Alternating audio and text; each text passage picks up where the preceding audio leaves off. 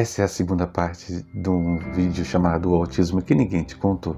Gente, seguinte, começamos a falar sobre situações ligadas às novas regras para atendimento à pessoa autista, começamos a falar sobre o autismo de forma geral e do conhecimento que as pessoas têm ou não têm, das ofensas quanto a ter ou não ter cara de autista. Então é muito bacana você assistir, e você assistir o vídeo para você talvez se enquadrar e perceber que preciso mudar minha percepção sobre algumas coisas. Então, fica essa dica e sem delonga, vamos lá!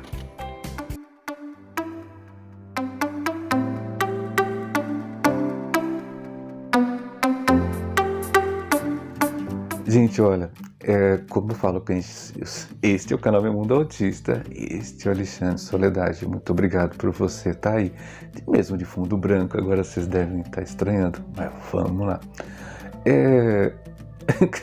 Quando nós falamos sobre o autismo, é preciso deixar claro que o autismo é mais caracterizado pelo autismos, pela grande diversidade de apresentações ou manifestações do espectro autista nas pessoas.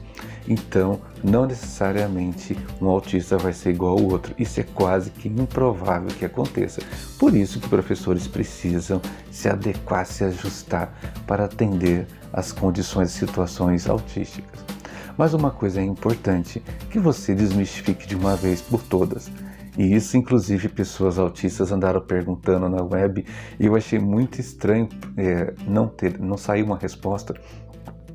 E saírem respostas, inclusive respostas tortas, de um assunto que parece ser, de assuntos ou temas que parecia que, na minha opinião, eles tinham consciência, principalmente os adultos.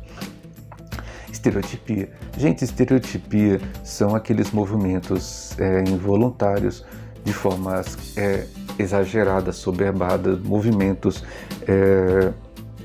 condições onde que você de repente repete com muita frequência com o intuito de ajustar a carga neurológica que está acontecendo.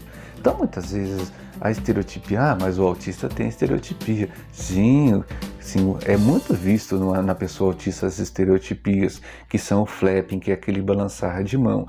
É visto também ele de repente fazendo alguma coisa com muita repetição, fazendo a rodinha do carro girar. São estereotipias. Mas estereotipia é uma coisa que caracteriza o autista. Se tem estereotipia, é autista. Não é verdade. A estereotipia não é uma característica única do autismo. Pessoas TDAH também têm estereotipias e muitas, inclusive o flapping. Então, você achar que pelo fato de uma pessoa ter uma estereotipia, ela é autista, você está enganado, enganada. Então, inclusive pessoas normotípicas têm estereotipias. Você acha que roer unha é o quê? Você acha que enrolar o cabelo é o quê? Como é que chama isso? Estralar os dedos. O que é isso? Estereotipias. Então, quando você fala assim, se eu tenho estereotipia, eu sou autista. Não. Aí entra aquela briga que eu falo que é uma celeuma, né, que existe na internet. Existem aqueles que têm o diagnóstico e aqueles que se autodiagnosticam autista. Eu tenho estereotipia, então eu sou autista. Lá.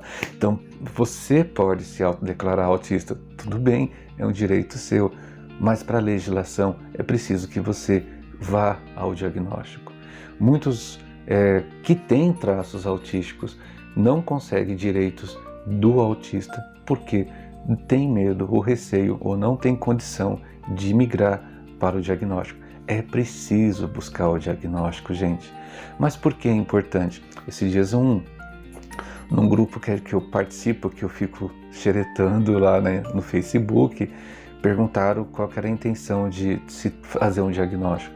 Para ter os direitos, para você ser beneficiário e principalmente para libertar sua mente da culpa.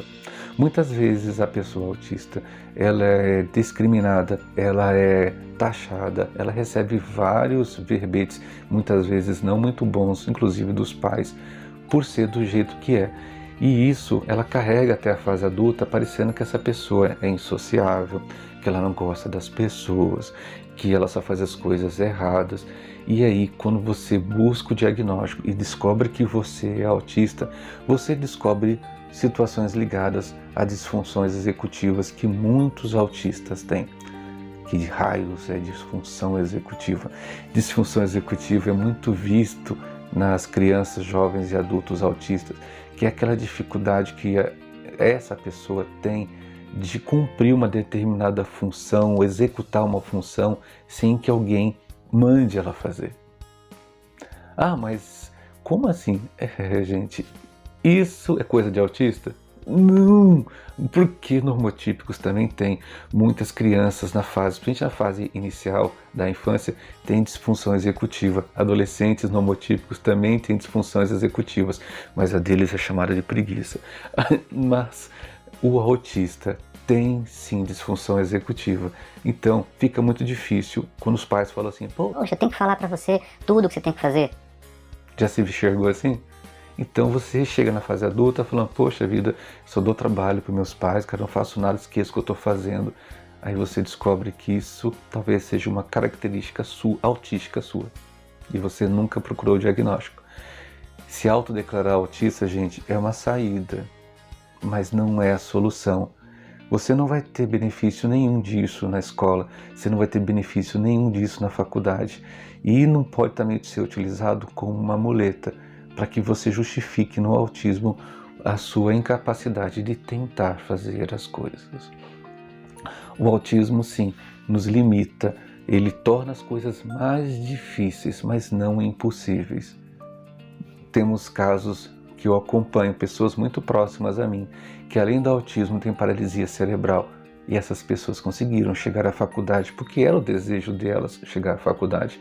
Se não é o seu desejo, tudo bem, vá até onde você quiser. Mas não use o autismo como muleta. O autismo para poder justificar como eu trato mal as pessoas, justificar no autismo que eu brigo com minha mãe porque eu sou autista. A gente precisa entender o que é do autismo e o que é da sua própria personalidade ou bom ou não caráter. Tá? Tenho 2 filhos autistas e a gente faz muita questão de explicar para eles a condição autista deles.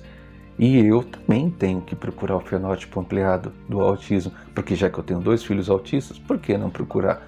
Essa é uma outra pergunta, o que é o fenótipo ampliado do autismo? O fenótipo ampliado do autismo é um mecanismo onde de repente você, sabendo que o autismo tem uma forte presença hereditária e genética, e você tem filhos autistas, você precisa talvez descobrir de onde veio. Mas e que isso vai mudar a situação autista? Meus filhos vão deixar de ser autista? Tá com medo? Tá com medo de repente você ser autista? E você de repente o tempo inteiro, muitas vezes, acusou a mulher, sua esposa, de ela que ter sido a fraca, de não ter tomado medicamento. Tá vendo? Isso, o fenótipo ampliado vem para poder, não é para achar um culpado, mas para tentar entender que o autismo realmente, o quanto esse autismo consegue ser hereditário. Espera-se entre 86 a 90 e poucos % de situação genética e de hereditariedade. E a gente precisa saber se no seu caso foi isso. Porque existem fatores externos que podem causar o autismo, fatores ambientais, contaminação por chumbo, medicamentos pesados com chumbo, depositários. Existem outras situações. Então é preciso, pelo bem da ciência, talvez era importante que você soubesse se você ou não é autista. E se você for diagnosticado como autista, porque começa com um laudo de um psicólogo, o psicólogo te acompanha durante um tempo e ele emite um laudo. E ele acredita que você é autista, aí ele manda para um psiquiatra. Aí, partindo desses 2 laudos, ele fala: sim, você é autista, ou não. Não, você não é autista, você tem traços. Mas tem médico que fala que não tem adulto autista. Vamos esquecer aquela pessoa. Tem aquela médica que fala que quando o autista casa, namora ou faz faculdade não é autista. Infelizmente nós temos bastante desses aí. E infelizmente muita gente acredita no que quer acreditar, porque talvez tenha medo. Medo que a pessoa autista possa ser tão competente quanto a pessoa normotípica. Isso eu falo que é um pouco do traço do caráter. É medo, insegurança. Profissionais que de repente temem em validar que uma pessoa adulta pode ser autista é um pouco de insegurança, imaturidade e preconceito. tá? Existe sim, eu preciso ser duro para poder fechar um diagnóstico verdadeiro, para que não vire de repente o que virou. Todo mundo agora acha que pode falar que eu sou autista. Gente, isso dificulta bastante a causa autista, porque muita gente não declarada autista acaba fazendo coisas justificando no autismo seus próprios erros. Por isso que muitas vezes, muitos acidentes que acontecem de tiroteios, mortes, muita gente acaba dizendo que essa pessoa era autista. E não era, não tinha a ver com autismo. Então o autista acaba recebendo uma cara de pessoa que deveria ser assim, assim e assim. E aí volta naquela história da cara do autista. Por quê? Porque as pessoas ainda têm essa imagem do autismo. Talvez ela teria uma outra cara do autismo se você não tivesse medo de procurar o diagnóstico. E aí as pessoas olhariam para você e falar o seguinte: nossa, realmente eu já vi autista de várias formas. É verdade? É verdade. Não existiria uma cara, mas existiria um espectro. As pessoas conseguiriam ver o espectro autista, tá? E não é para ter dó. Tem gente que fica assim: nossa, tadinho do seu filho, que bom que ele tem saúde. Esse tipo de dó, ele só desmerece. As pessoas precisam de ajuda, sim. Se você pode ajudar, se você pode colaborar, se você pode pegar uma pessoa que tem mais dificuldade e ensiná-la, trazer ele para perto de você, trazer ele ou ela para perto de você, ensinar a rotina, a vida diária. Esses dias eu vi muito bacana, um menino autista. Acho que ele tem 13 anos, 12 anos, a mãe dele está ensinando ele a fazer café, está ensinando ele a lavar roupa. Por quê? Porque quer a independência dele. Parabéns para você, mãe, que está fazendo isso. Porque uma hora nós, pais, vamos partir. E é sério isso, gente. Então a gente precisa promover nossos filhos a maior independência possível. E eu espero que meus filhos possam saber da situação, da condição autista dele por mim, e não pelos outros, e possam ser independentes e não depender necessariamente das pessoas ou de uma instituição que cuide deles quando eu partir. Então, ao invés de você ficar romantizando o autismo, fingindo que não existe, tendo pena, que tal tomar uma outra atitude e fazer do seu filho uma pessoa cada vez mais independente. Essa mensagem é muito importante. Então, é preciso que você conheça o autismo e pare de ter preconceito com o autismo. À medida que você conhece, você se liberta. Inclusive você que não tem o diagnóstico. Se você quiser procurar o diagnóstico, é passo a passo. Existe um passo a passo para isso. Procure os profissionais corretos. Vai libertar você de muita coisa que você ouviu. E fica a dica para todos nós. A gente passa. O autismo, ele vai para sempre. Não existe cura do autismo. Ninguém sai do espectro autista.